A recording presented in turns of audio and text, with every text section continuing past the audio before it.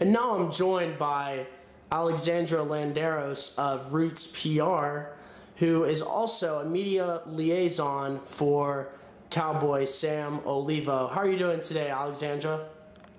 Doing well. How are you? Doing great, thank you. How did you get to first start to get to know Sam? Well, it's kind of a funny story. I'm a publicist. I'm a freelance publicist, and I'm also a writer, and write for a couple of websites here in Austin. And I was looking to write a story about people who ride their horses on the city streets. And so I posted on Facebook, does anyone know, or has anyone seen anybody riding horses downtown Austin? And sure enough, they said, yeah, this guy ties up his horses right outside the Luna restaurant on 6th and Red River. And I know the owners there. They're really super wonderful people. And so I went over there and was introduced to Sam, and that was basically the beginning of a very interesting and great journey getting to know him. I did post a piece.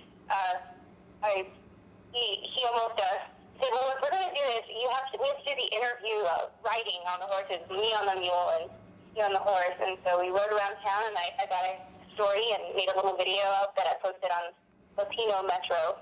So, just what started as me writing a story on him kind of developed into a little bit more where he asked me to be his publicist.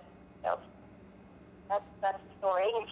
That's a great story, Alexandra. And, you know, Sam is, I'll attest to it, a great guy, and I really thank him for allowing me to conduct this interview. But one of the things I was wondering is, you know, he's often, I feel like, misunderstood, even though he's very much loved by all the community and loved by people who come and visit Austin, and he's intriguing to people. So my question is, what are a few things you can tell us real quickly here about Sam Olivo that makes him who he is? Sure. Well, a lot of people, including myself, I think, sort of they speak from their minds. They really kind of think before they speak. But when he talks and he interacts with people, it's all from the heart.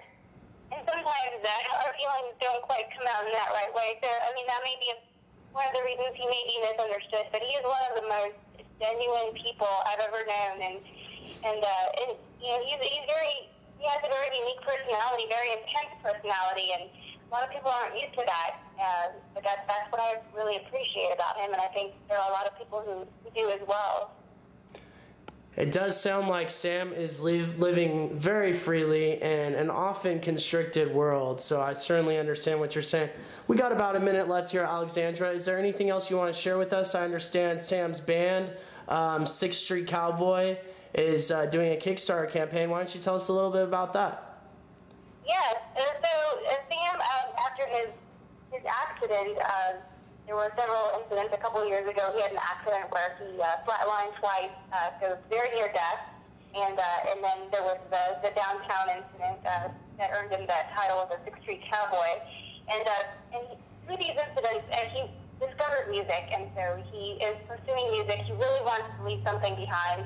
He's been learning how to sing, and he's ready to do an album now. And so Charlie Pierce, a pianist in town, along with a few other musicians, and I are helping him make this become a reality. And making music is challenging, and usually it's difficult. Most of us don't have the funds to do it, so we really need support from the community. So we're going to be launching a Kickstarter campaign. Great, that's great. And we're running out of time, so just tell us where we can see that, Alexandra.